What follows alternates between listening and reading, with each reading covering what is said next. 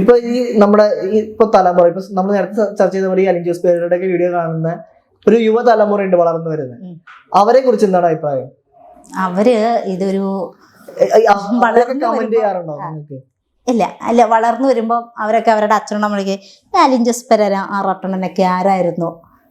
കാരണം social media ഒരിടയ്ക്ക് കത്തിച്ചുകൊണ്ടിരുന്നവരല്ലേ. കാരണം ഇവര് ആരും സമൂഹത്തിനൊന്നും ഒരു സന്ദേശം കൊടുക്കുന്നില്ലല്ലോ, നല്ല സന്ദേശങ്ങളൊന്നും ഇല്ലല്ലോ. അപ്പം വളർന്നു വരുന്ന തലമുറ ഇത് കണ്ടു പഠിക്കാതിരിക്കട്ടെ.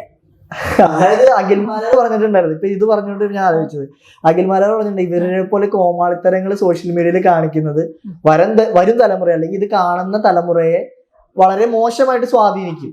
അതായത് ഇനി വരുന്ന ആളുകൾക്ക് ഒരു ക്രിയേറ്റിവിറ്റി ഇല്ലാതെ എന്ത് ചെയ്താലും പൈസ ഉണ്ടാക്കാം അല്ലെങ്കിൽ ആളുകളെ തിരിച്ചറിയാം എന്നുള്ളൊരു ചിന്താഗതിയിലൂടെ പോകും. അതിനോട് നിങ്ങൾ യോജിക്കുന്നുണ്ടോ? ഇപ്പൊ നിങ്ങൾ ഈ പറഞ്ഞത് കേട്ടപ്പോൾ എനിക്ക് അങ്ങനെ തോന്നിയത്. അതെല്ലാം പറഞ്ഞ ഇനി വരുന്ന തലമുറ ഇത് കണ്ടു പഠിക്കാതിരിക്കട്ടെ.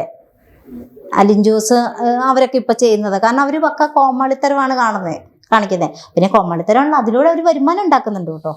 പക്ഷെ ഞാൻ അവരെ എന്റർടൈൻ ചെയ്യാണെന്ന് പറഞ്ഞാലോ ഞാൻ, അതായത് ഇത് കാണുന്ന ഒരു കൂട്ടം ഇവര് ഇഷ്ടപ്പെടുന്ന ഒരു കൂട്ടം ആളുകളുണ്ടല്ലോ, എല്ലായിടത്തും ഇല്ലല്ലോ.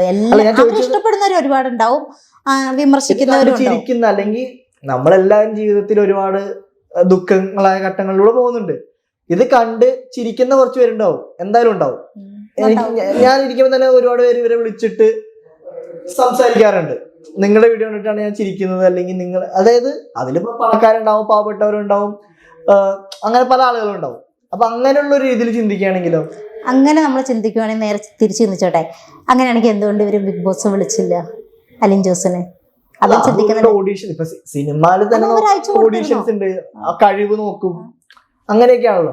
കാരണം ഇവര് നല്ലൊരു ഇതിലൂടെ പോവാണെങ്കിൽ ഉറപ്പായിട്ടും. പക്ഷെ വിളിച്ചിട്ടുണ്ട് ആറാട്ടനെ. എന്റെ ഒരു ഇത് പറയണെങ്കിൽ അലിൻ ജോസിനെ ഒക്കെ ബിഗ് ബോസ് വിളിക്കണമെന്നുള്ള, കാരണം ജെനുവിൻ ആയിട്ടുള്ള അലിൻ ജോസ് എന്താണെന്ന് ജനങ്ങൾ അറിയണം. അല്ല, അത് ജനങ്ങൾ അറിഞ്ഞുകൊണ്ട് എന്താ ഗുണം? അല്ല, ജെനുവിനായിട്ട് ആള്, കാരണം ഇപ്പൊ ആളുകൾക്ക് ഒരു ചിത്രമുണ്ട് സോഷ്യൽ മീഡിയ കോമാളി അല്ലെങ്കിൽ കോമാളിത്തരം കാണിക്കുന്നു. ജെനുവിനായിട്ടുള്ള ഒരാളെയും കൂടെ അറിയാം ശരിക്കും എന്താണ് അലിൻ ജോസ് പെരേര കൂടി ജനങ്ങൾ അറിയാൻ വേണ്ടിട്ട്. പക്ഷെ ഞാൻ അലിൻ ജോസിന്റെ അമ്മൂമ്മയ്ക്ക് വയ്യാതെ കിടന്നപ്പോ പോയിരുന്നു, വീട്ടിൽ പോയിരുന്നു. ഞാൻ വീട്ടിൽ പോയിരുന്നു. അന്ന് ഞാൻ അവിടെ കണ്ടത് വേറൊരു അലിൻ ജോസ് ആയിരുന്നു. നമ്മൾ സോഷ്യൽ മീഡിയ കാണുന്ന ആളെ അല്ല.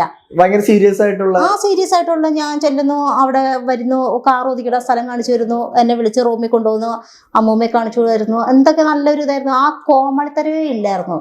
അപ്പൊ ഞാൻ എന്റെ കാർ ഓടിച്ച ഡ്രൈവർ വരെ ഇത് ഈ അലിൻ ജോസ് തന്നെയാണോ എന്ന് ചോദിച്ചു. കാരണം അവരൊക്കെ സംസാരിച്ചു. കാരണം അവിടെ ചെന്നപ്പോ ആള് വേറെ ലെവലായി. അതായത് സോഷ്യൽ മീഡിയയിൽ കാണുന്ന, അതായത് ഈ സന്തോഷ് വർക്കി, അലിൻ ജോസ് പെരേര, അഭിലാഷ് ആട്ടയം എന്നുള്ളവര് സോഷ്യൽ മീഡിയയിൽ കാണുന്ന ഒരു ക്യാരക്ടേഴ്സ് അല്ല അവര് റിയൽ ലൈഫിൽ. ഇതെല്ലാം ചെയ്യുന്നത് സോഷ്യൽ മീഡിയയിൽ റീച്ച് ഉണ്ടാക്കാനും ബിഗ് ബോസിൽ കയറാനും സിനിമയിൽ കയറാനും ഒക്കെ മനഃപൂർവ്വം ചെയ്യുന്നതാണെന്നാണ് ഇപ്പൊ നിഷാടിക്ക് പറയുന്നത്. ആയിരിക്കും, ആണ്. അപ്പൊ ജെനുവിനായിട്ടുള്ളവരെയും കൂടെ തിരിച്ചറിയണം. അതിന് നല്ലൊരു പ്ലാറ്റ്ഫോമാണ് ബിഗ് ബോസ് അല്ലേ? അതിനാണ് ഇവര് ബിഗ് ബോസിൽ കയറണം എന്ന് പറഞ്ഞത്. അങ്ങനെയല്ല, അവര് കയറണം. കാരണം അവർ ഇത്രയും റീച്ച് ആയ ആളുകളാണ്. ഇത്രയും എവിടെ ചെന്ന് കഴിഞ്ഞാൽ അലിൻ ജോസിനെയും ആറാട്ടണ്ണനെ അറിയില്ലാത്ത ആളുകൾ കുറവാ. ഞാൻ പോലും ആറാട്ടണ്ണൻ അഭിനയിച്ചതിന്റെ പേരിലാണ് ബ്ലഡി നൈറ്റ് മേടിച്ചത്. മനസ്സിലായില്ല? ബ്ലഡി നൈറ്റ് എന്ന് പറഞ്ഞ ഷോർട്ട് ഫിലിം ഞാൻ വിനീതിന്റെ കയ്യിൽ നിന്ന് വാങ്ങാൻ കാരണം അതാ. ആറാട്ടണ്ണൻ അഭിനയിച്ചുകൊണ്ട്. കാരണം ആറാട്ടണ്ണനൊക്കെ ഞാൻ നേരത്തെ പേപ്പറുകളിലൂടെയും മറ്റേ മാധ്യമങ്ങളെ സോഷ്യൽ മീഡിയയിലൂടെ മാത്രമേ കണ്ടിട്ടുള്ളൂ. അല്ലാതെ ഞാൻ നേരിട്ട് കാണാത്ത ഒരാളായിരുന്നു. നേരിട്ട് ഞാൻ ആറാട്ടണ്ണനെ കാണുന്ന ബ്ലഡി നൈറ്റ് എടുത്തതിന് ശേഷമാണ്. അതിനുശേഷം എനിക്ക് തോന്നുന്നു ഇവര് കാരണം തന്നെ ഒരുപാട് ആളുകളെ പരിചയപ്പെടാൻ പറ്റി, സിനിമയിൽ ചെയ്യാൻ പറ്റിയല്ലേ? മീഡിയാസ് ഒരുപാട് നമ്മളെ കവർ ചെയ്യാൻ തുടങ്ങി, ഒരുപാട് മീഡിയാസിൽ വരാൻ തുടങ്ങി. അതിനൊക്കെ കുറച്ച് സിനിമ റിവ്യൂകൾ കാര്യങ്ങളൊക്കെ ചെയ്തിട്ടുണ്ട്. പിന്നീട് എന്താണ് അത് നിർത്തിയത്? അത് ഞങ്ങളും എല്ലാരും ഒരു കോംബോ ആയിട്ട് പോകുന്നില്ലല്ലോ, പലരും പല ഇടത്തല്ലേ. ഇപ്പൊ സിനിമ കാണാറില്ലേ? ഉണ്ട്. ഞാൻ ഒന്നെങ്കിൽ ലുലുമാളിൽ പോകും, അല്ലെങ്കിൽ ഈ കഴിഞ്ഞ ദിവസം ഞാൻ മറ്റേ സുമതി വളവ് കണ്ടത് മാതായിൽ പോയിട്ടാ, മാതാ തിയേറ്റർ.